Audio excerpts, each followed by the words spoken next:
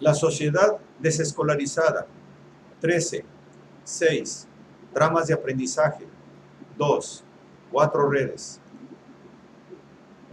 El planteamiento de nuevas instituciones educacionales no debiera comenzar por las metas administrativas de un rector-director, ni por las metas pedagógicas de un educador profesional, ni por las metas de aprendizaje de una clase hipotética de personas. No debe iniciarse con la pregunta, ¿qué debiera aprender alguien?, sino por la pregunta, ¿con qué tipo de cosas y personas podrían querer ponerse en contacto los que buscan aprender a fin de aprender? Alguien que quiera aprender sabe que necesita tanto información como reacción crítica respecto del uso de esta información por parte de otra persona. La información puede almacenarse en personas o cosas. En un buen sistema educacional, el acceso a las cosas debería estar disponible con solo pedirlo el aprendiz, mientras el acceso a los informantes requiere además el consentimiento de terceros. La crítica puede asimismo provenir de dos direcciones, de los iguales o de los mayores, esto es, de compañeros de aprendizaje cuyos intereses inmediatos concuerden con los míos o de aquellos que me concederán una parte de su experiencia superior. Los iguales pueden ser colegas con quienes suscitar un debate, compañeros para una caminata o lectura juguetona y deleitable o ardua, retadores en cualquier clase de juegos. Los mayores pueden ser asesores acerca de qué destreza aprender, qué método usar, qué compañía buscar en un momento dado. Pueden ser guías respecto a la pregunta correcta por plantear entre iguales y a la deficiencia de las respuestas a que lleguen. La mayoría de estos recursos son abundantes, pero convencionalmente ni se les percibe como recursos educativos, ni es fácil el acceso a ellos para fines de aprendizaje, especialmente para los pobres. Debemos idear nuevas estructuras de relación que se monten con el deliberado propósito de facilitar el acceso a estos recursos para el uso de cualquiera que esté motivado a buscarlos para su educación. Para montar estas estructuras tramadas se requieren disposiciones administrativas, tecnológicas y especialmente legales. Los recursos educacionales suelen rotularse según las metas curriculares de los educadores. Propongo hacer lo contrario y rotular 4 enfoques diferentes que permitan al estudiante conseguir el acceso a cualquier recurso educativo que pueda ayudarle a definir y lograr sus propias metas. 1. Servicios de referencia respecto de objetos educativos que faciliten el acceso a cosas o procesos usados para el aprendizaje formal. Algunas cosas de estas pueden reservarse para este fin, almacenadas en bibliotecas, agencias de alquiler, laboratorios y salas de exposición, tales como museos y teatros. Otras pueden estar en uso cotidiano en fábricas, aeropuertos o puestas en granjas, pero a disposición de estudiantes como aprendices o en horas de descanso. 2. Lonjas de habilidades, que permitan a unas personas hacer una lista de sus habilidades, las condiciones según las cuales están dispuestas a servir de modelos a otros que quieran aprender esas habilidades y las direcciones en que se les puede hallar. 3. Servicio de búsqueda de compañero, una red de comunicaciones que permita a las personas describir la actividad de aprendizaje a la que desean dedicarse, en la esperanza de hallar un compañero para la búsqueda. 4. Servicios de referencia respecto de educadores independientes, los cuales pueden figurar en un catálogo que indique las direcciones y las descripciones hechas por ellos mismos de profesionales, para profesionales e independientes, conjuntamente con las condiciones de acceso a sus servicios. Tales educadores, como veremos, podrían elegirse mediante encuestas o consultando a sus clientes anteriores. Servicios de referencia respecto de objetos educativos. Las cosas son recursos básicos para aprender. La calidad de entorno y la relación de una persona con él determinarán cuánto aprenderán incidentalmente. El aprendizaje formal exige el acceso especial a cosas corrientes, por una parte, o por la otra, el acceso fácil y seguro a cosas especiales hechas con fines educativos. Un ejemplo del primer caso es el derecho especial a hacer funcionar o a desarmar una máquina en un garaje. Un ejemplo del segundo caso es el derecho general a usar un ábaco, una computadora, un libro, un jardín botánico o una máquina retirada de la producción y puesta a plena disposición de unos estudiantes. En la actualidad, la atención se centra en la disparidad entre niños ricos y pobres en cuanto a su acceso a cosas y en la manera en que pueden aprender de ellas. La OEO y otros organismos, siguiendo este planteamiento, se concentran en igualar las posibilidades de cada cual, tratando de proveer de un mayor instrumental educativo a los pobres.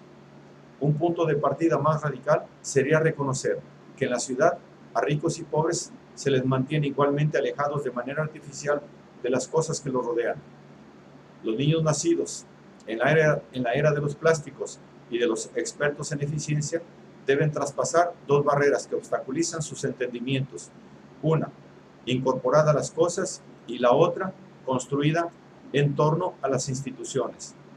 El diseño industrial crea un mundo de cosas que ofrecen resistencia a la comprensión de su naturaleza interna, y las escuelas tapian al aprendiz respecto del mundo de las cosas en su escenario significativo.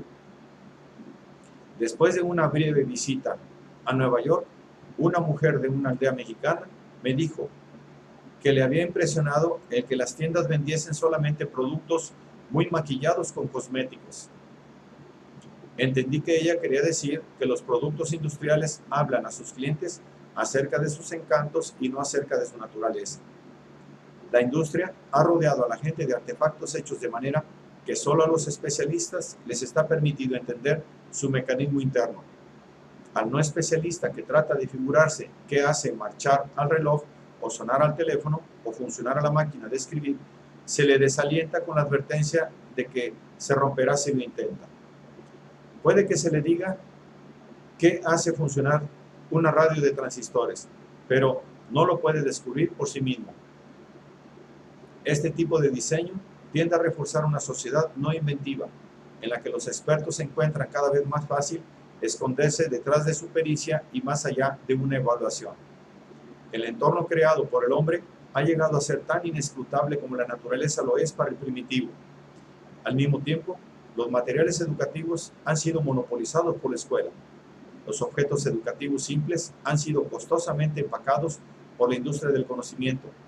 Se han convertido en herramientas especializadas para los educadores profesionales y se ha inflado su coste al obligarles a estimular ya sea entornos, ya sea profesores. El profesor es el oso del libro de texto al que define como su instrumento profesional. El estudiante puede llegar a odiar el laboratorio porque lo asocia con tareas escolares. El administrador racionaliza su actitud protectora hacia la biblioteca como una defensa de un instrumental público costoso contra quienes quisieran jugar con ella más bien que aprender. En esta atmósfera, el estudiante usa con excesiva frecuencia el mapa, el laboratorio, la enciclopedia o el microscopio solo en los escasos momentos en que el currículum le dice que debe hacerlo. Incluso los grandes clásicos se convierten en arte del año de novato universitario, en vez de señalar la nueva dirección en la vida de la persona. La escuela aparta las cosas del uso cotidiano al rotularlas como instrumentos educativos. Para que podamos desescolarizar, será preciso invertir ambas tendencias. El entorno físico general debe hacerse accesible y aquellos recursos físicos de aprendizaje que han sido reducidos a instrumentos de enseñanza deben llegar a estar disponibles para el aprendizaje autodirigido. El usar cosas solo como partes de un currículum puede tener un efecto incluso peor que el apartarlas del entorno general. Puede corromper las actitudes de los alumnos.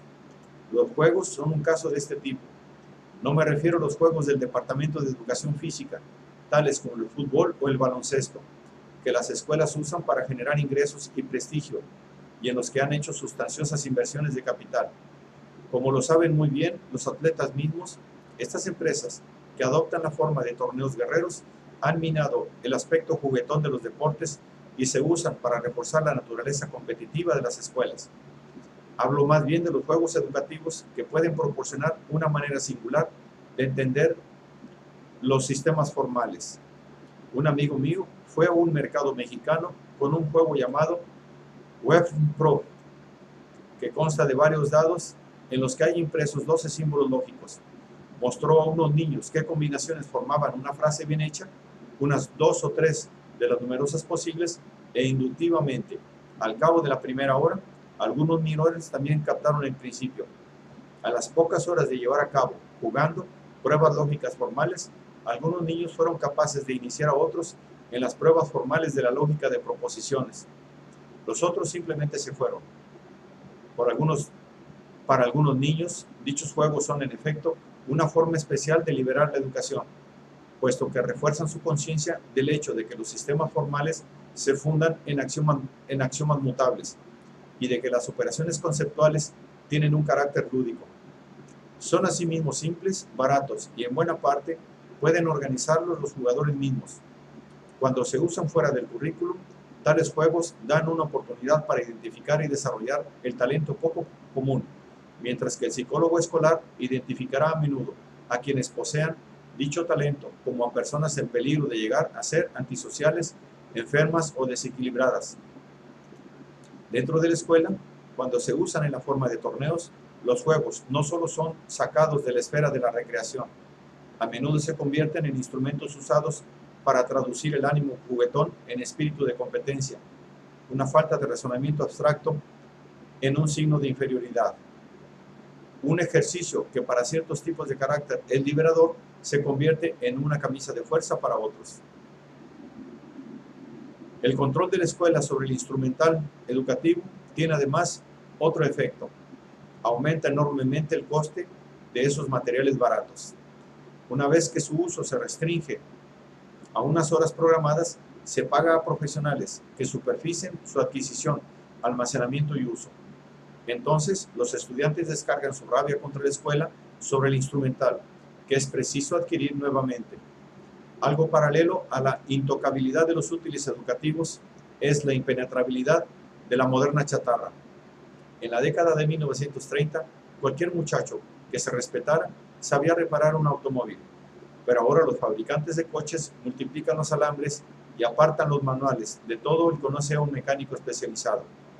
En un periodo anterior, una radio vieja contenía suficientes bobinas y condensadores como para construir un transmisor que hiciera chillar por realimentación a todas las radios del vecindario. Los radios de transmisores son más portátiles, pero nadie se atreve a desarmarlas. En los países altamente industrializados sería inmensamente difícil cambiar eso, pero al menos en los países del tercer mundo debemos insistir en ciertas cualidades educativas incorporadas al objeto. Para ilustrar mi argumento, permítaseme presentar un modelo. Gastando $10 millones, sería posible conectar 40.000 aldeas de un país como Perú mediante una telaraña de pistas de 1,80 m de ancho y mantenerlas funcionando, y además dotar al país de 200.000 burros mecánicos de 3 ruedas, 5 por aldea como promedio. Algunos países pobres de ese tamaño gastan menos que esa cantidad cada año en coches y caminos, cuyo uso, el de ambos, se limita principalmente a los ricos y a sus empleados, mientras la gente pobre queda atrapada en sus aldeas. Cada uno de estos pequeños vehículos, simples pero duraderos, costaría $125, de los cuales la mitad pagaría su transmisión y un motor de 6 HP. Un burro podría andar a 24 km por hora y trasladaría cargas de unos 400 kilómetros, es decir, la mayoría de las cosas que suelen moverse, aparte de troncos y vigas de acero.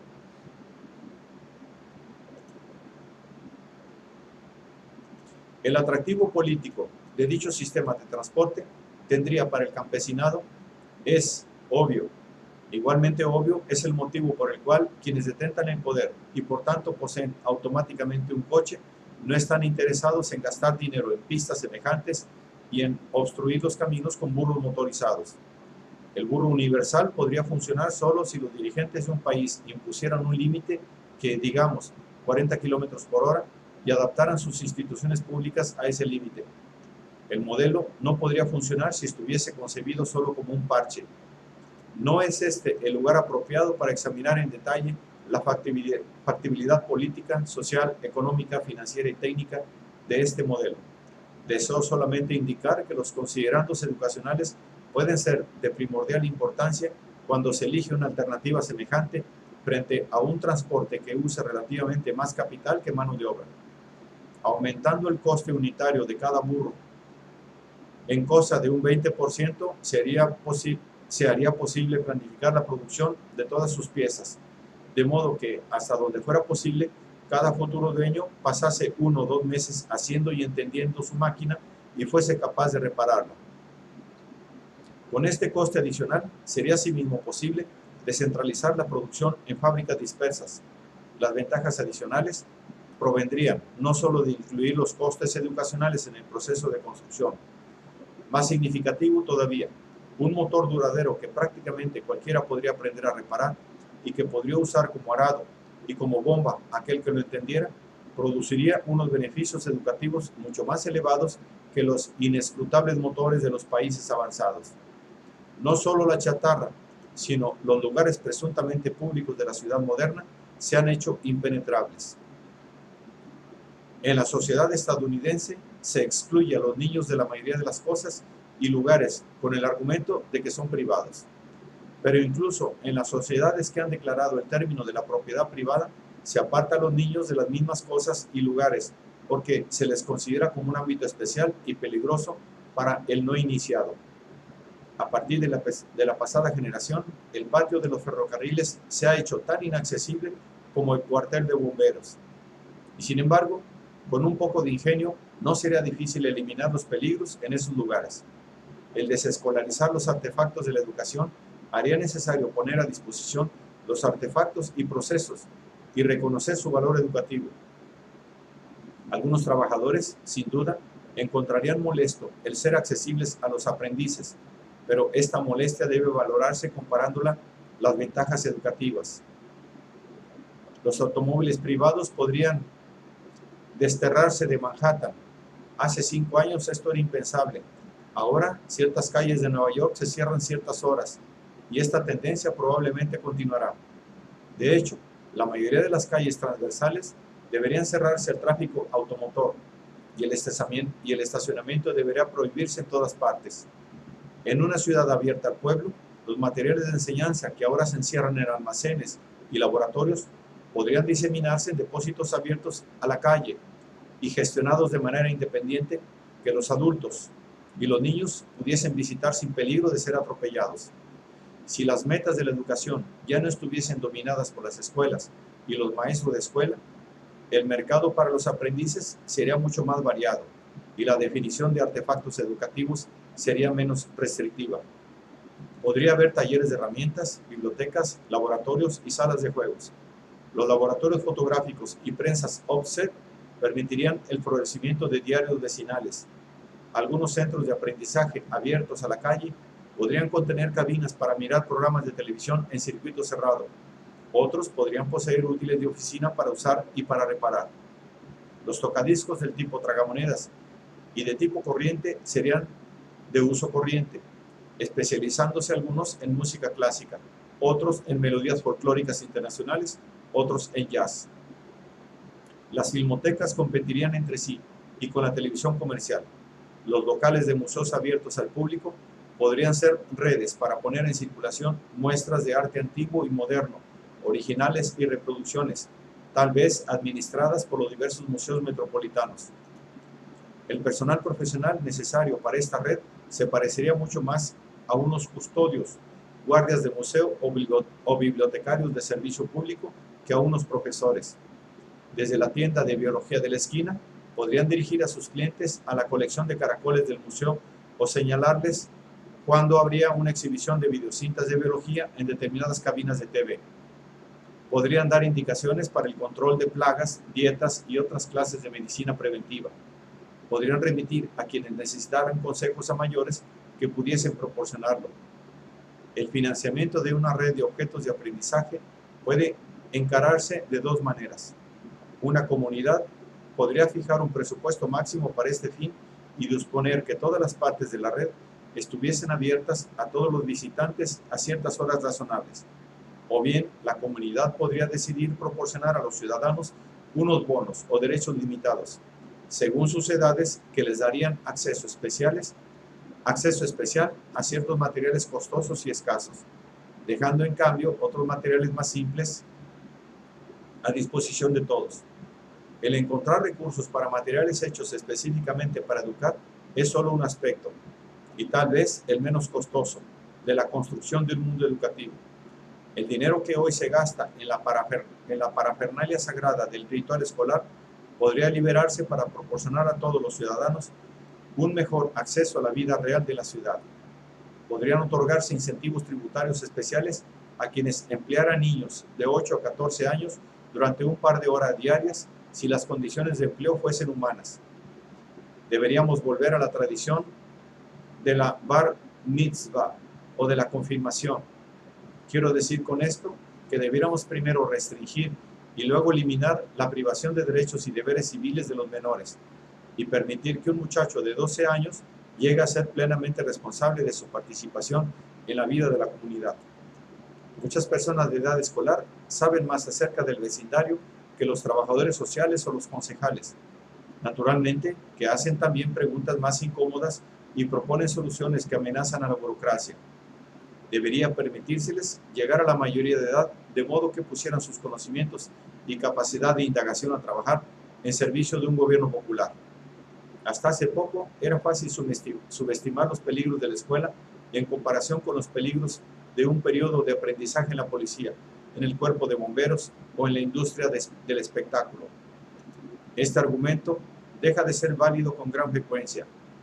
Visité recientemente una iglesia metodista de Harlem, ocupada por un grupo de los llamados Young Lords, como protesta por la muerte de Julio Rodán, un muchacho puertorriqueño al que se encontró ahorcado en su celda carcelaria. Yo conocía a los líderes del grupo, que habían pasado un semestre en Cuernavaca. Cuando me sorprendí al no hallar a uno de ellos, Juan, en el grupo, me dijeron, volvió a la heroína y a la Universidad del Estado. Para desencadenar el potencial educativo encerrado en la gigantesca inversión de nuestra sociedad en instalaciones y útiles, pueden usarse el planteamiento, los incentivos y la legislación.